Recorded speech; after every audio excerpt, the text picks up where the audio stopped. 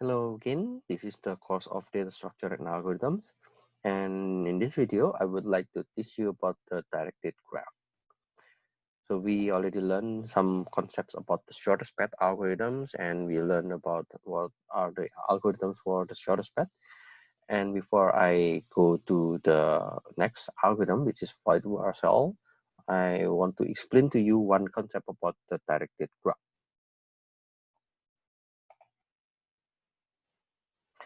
And yeah, we will learn about the concept of digraph. Usually is the shortest term for the directed graph, and we will learn about the concept of transitive closure and the example of traversal. Directed graph, you already learned from the video about the shortest path, and in that video we learned the two algorithms, which is the Bellman-Ford and the AG, and those two algorithms is applicable to the directed graph. Directed graph means we have a direction. Okay, so digraph is the shortened for the directed graph. Is a graph whose edges are all directed. If you see from the example of the airport, the airport, it means you just want to check the mileage between two airports. Then there is no direction, because you can go to, for example, you can go from Busan to Seoul. The mileage are the same, okay? But the direction will give you another way of point of view. For example, I want to find the short from a street, and yeah, let's say the street is only one way, it's not two ways. And yeah, flight, okay, flight will go only to one direction. And then scheduling for tasks, so this can be also referring to the digraph. So the digraph properties has the same concept of graph, which is V and E. So the V is vertex and E is the edge, and each edge goes in one direction. Okay, so we go from C to E, C to D, A to C, A to D, B to D. Okay, and edge A comma B, it means it goes from A to B, but not B to A. Okay, so it's only one direction.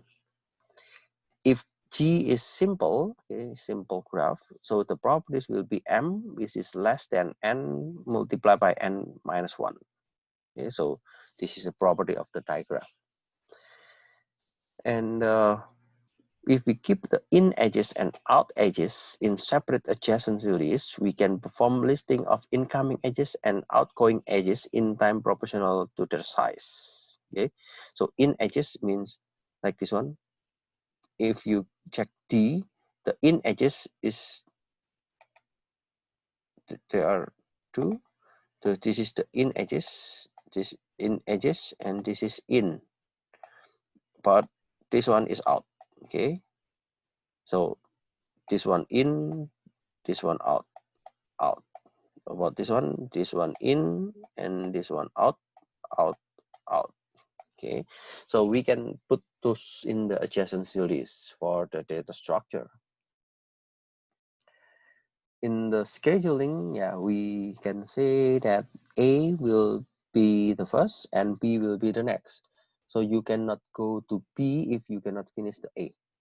That's the thing in scheduling. We can use the algorithm like DFS, BFS. Okay? So those two algorithms are the traversal algorithms, and those two are uh, basically for the undirected graph. But we can use it for the directed graph. We call it the directed DFS or directed BFS. Okay. So in the directed DFS, I just want to explain only one. Okay. Now we have four types of edges. I guess you still remember. Okay. The word discovery edges. So we discover the edge that is possible to go to one vertex, and there is back edges. Okay, if it's already visited, then you don't need to use that vertex again. So the edge will be back edges. And in the directed DFS, we have another which is forward edges and cross edges. Okay? So forward edges means we visited this node, but actually there is another node that is possible, which is maybe shorter, or we don't need to go to other way, but we just can go directed to that node. So this is the forward edges. And cross edges, okay, the cross edges means I guess it is similar with the concept in the BFS. So it is a combination between the DFS and BFS. We combine the back edges and the cross edges. The directed DFS starting from a vertex S determine the vertices reachable from S. So the key concept of the directed graph is the reachability. What is reachability? Reachability means I want to ensure that every vertex which is rooted at a particular node, for example V, so vertices reachable from V via directed path. So if I starting from, for example, E, okay, so we need to find all the reachable node. So E is reachable to A, E is reachable to D, is reachable to C, okay, because A to C and so on. Okay. In this case also we have the like C, okay, so we have a reachable, E is reachable from C, D is reachable from C, okay, and A is reachable from C. So we need to have a particular route in order to find the reachable. So this is the reachability. Another concept about the directed graph is strong connectivity. So the strong connectivity means each vertex can reach all other vertices. So if each vertex can reach all other vertices, then we call it as a strong connectivity. So this is different with this one. D is not able to connect to C, but C is able to connect to D. So it is connected, but it is not strong. So if it is strong connectivity, so every vertex can reach all other vertices. So C can reach A can reach C, okay? D can reach B, B can reach D. Okay, so you know that in undirected graph, you can just go between two nodes, but in this directed graph you have only one direction. So there's another concept about the reachability, okay? And yeah, after you know the reachable, or you can say that a node is reachable from another node, and every vertex that reaches all other vertices, we can say it's about the strong connectivity.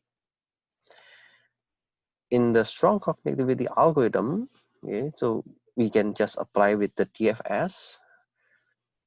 So pick a vertex in V, and then let's perform the DFS. So DFS, you know, it will go to one node, and then it goes to another node, and then it goes to another node. So it is like deeper and deeper and deeper. And there is a W not visited, and then just print no. And then let the G prime with be G with edges reverse.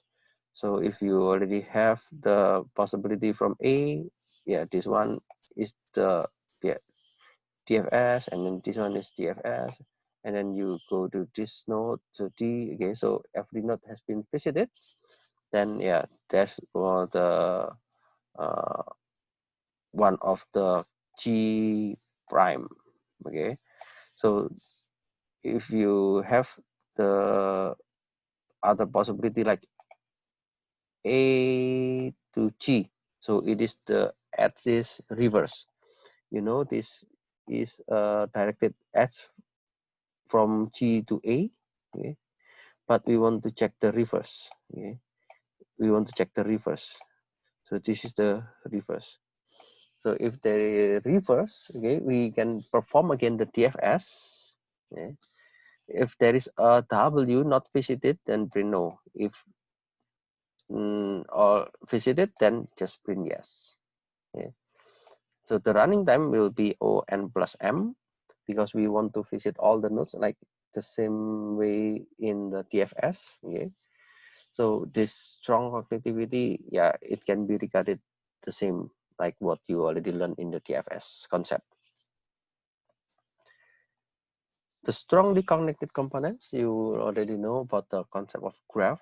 So the graph has also concept about the connected components. The maximal subgraph such that each vertex can reach all other vertices in the subgraph. So if one vertex can be reached from another vertex, then yeah, you can put as the subgraph. So the maximal subgraph means all the vertex can reach all other vertices. Okay, so for example, ACG. So ACG are the maximal subgraph because all those nodes are reachable.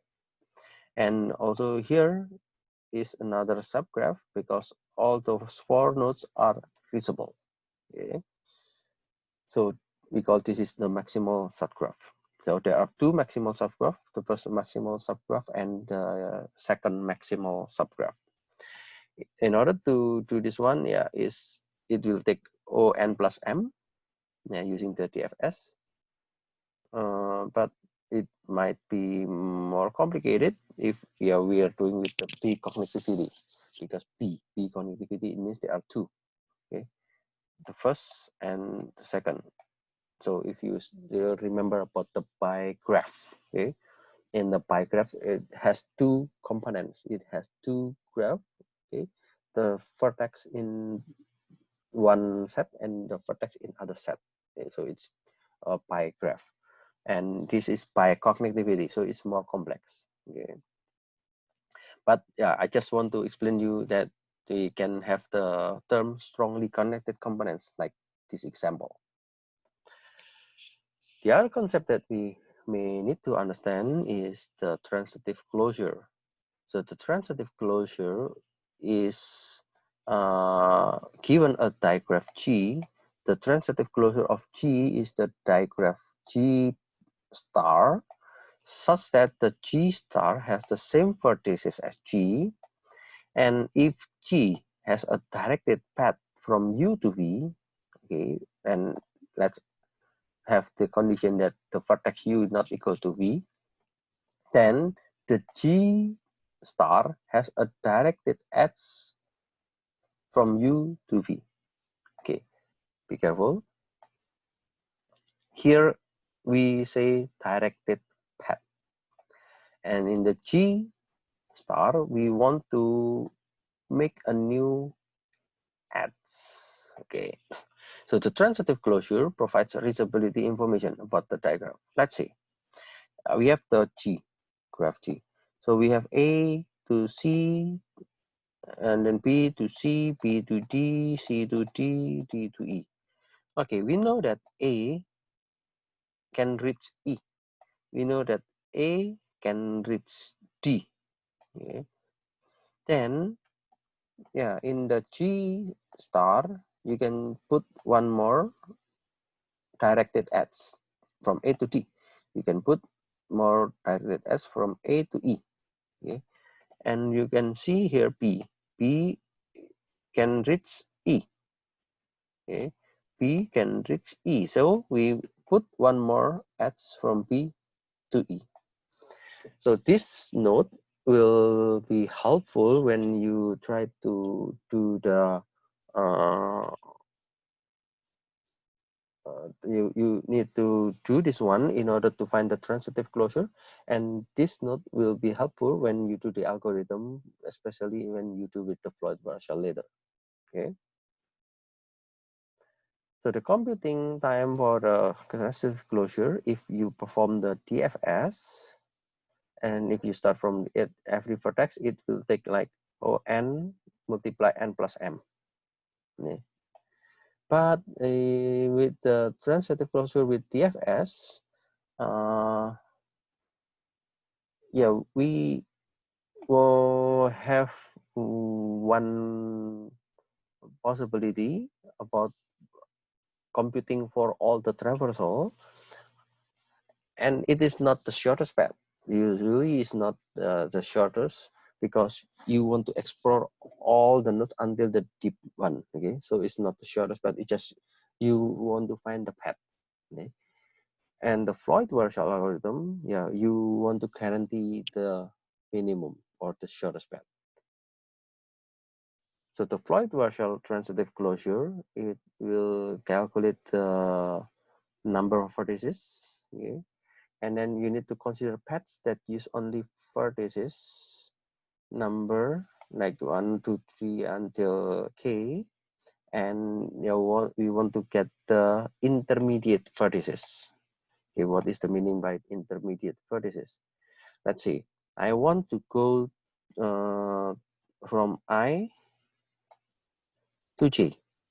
Okay, if I can find a node from I to j directly connected, then yeah, that is the edge. But other uh, in some other problems, you may not find this directed edge, and you need to go to j via k. Okay, you need to go to j via k. Then yeah, you can have k as the intermediate vertices, and this intermediate vertices will be compared with the original directed edges, if any. Okay, if there is an edge of I and j, then you will calculate between this and I k to j. Okay. So the Floyd-Warshall algorithm we will do for all the vertices, and it will compute the digraph. The digraph, the means the directed graph from G0 until Gn. Okay, and G0 equals to G, and we have the Gk. Okay, so Gk means we want to find the intermediate vertex. Okay, the Gk has a directed edge from I to J, and if G has a directed path, okay, so we have the directed edge from I to J if G has a directed path from I to J with the intermediate vertex I from 1 until K. So we will check with the example later. Okay, we have that Gn equals to G star. So this G star is all the collection of the node and the vertex and the vertices which has a directed edge. Okay, so we already learned about the G star. Yeah, this is the G star. It is the new graph which has the directed edges. Okay,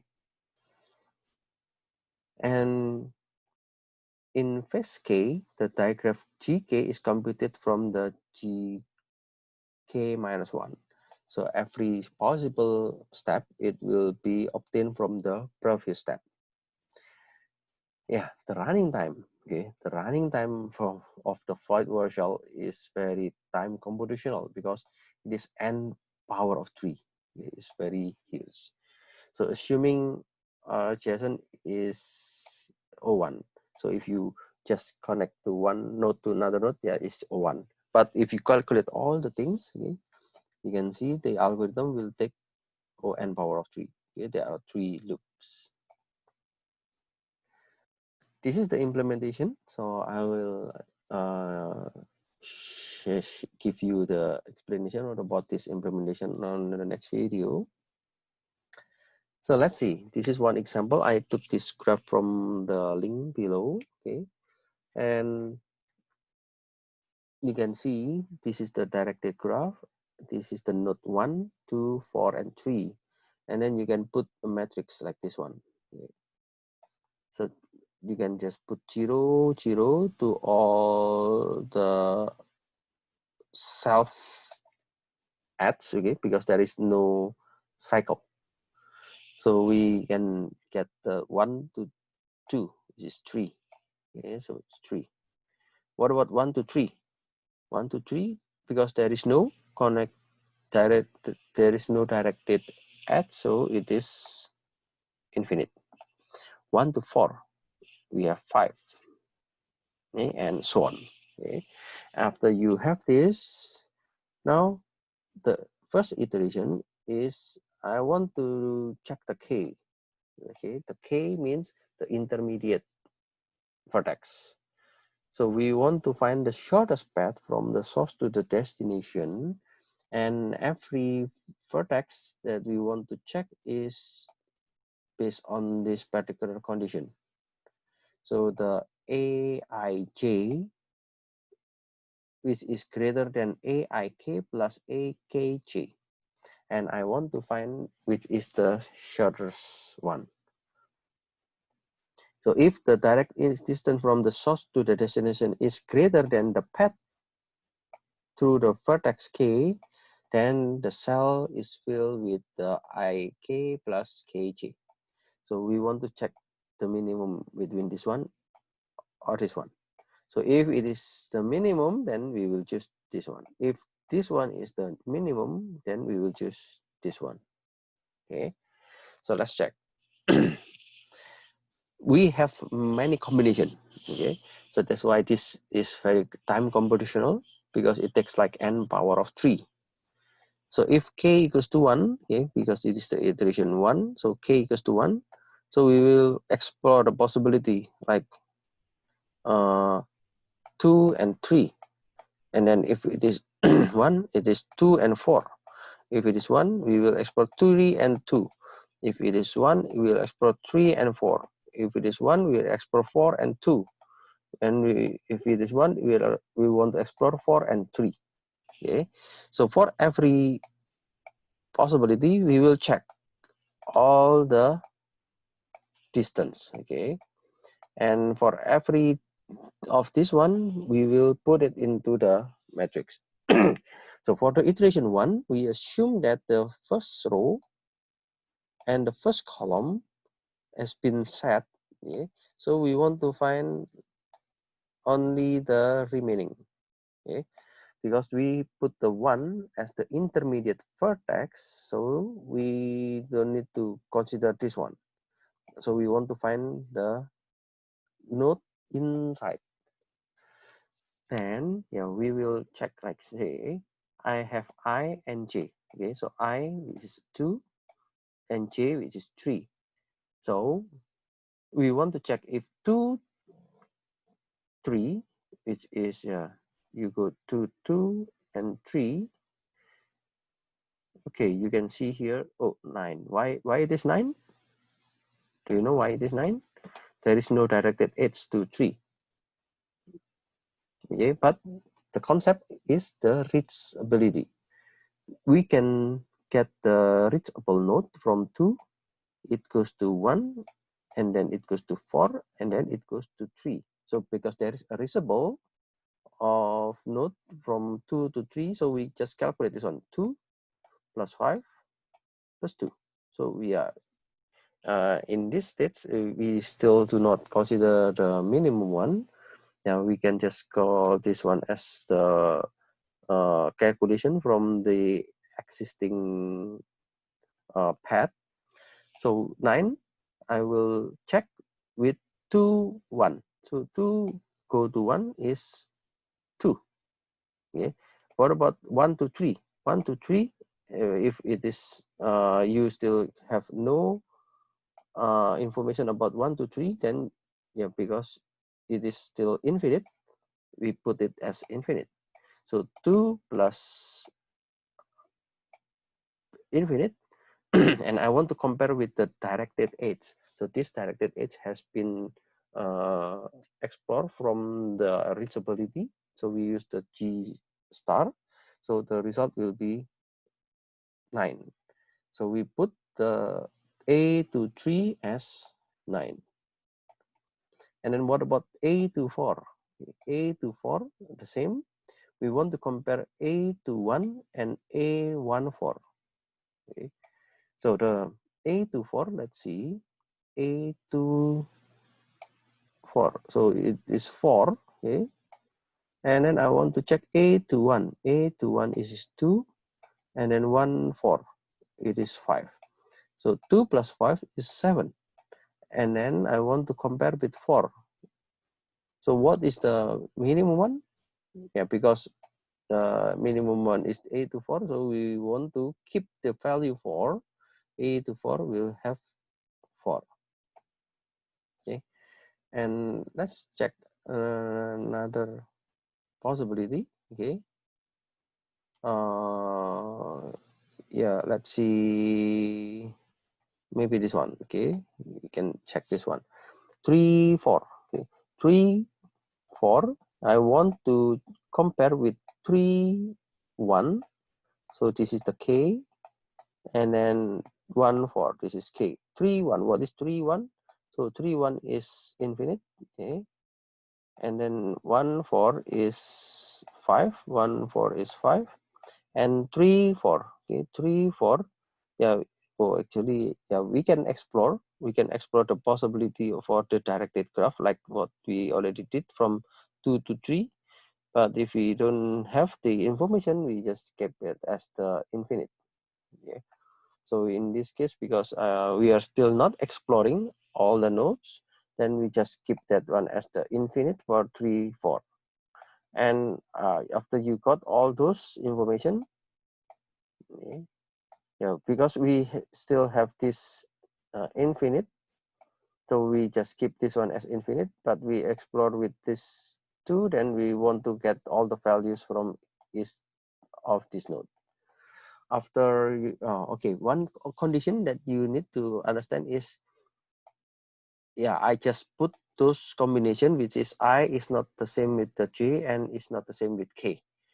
Because if you want to run all the nodes, you can see, right, there's a possibility like 1, 1, 1, 1, 2, 1, 1, 2, 1, 3, 1, 1, 4, 1, or 1, 2, and so on. Okay.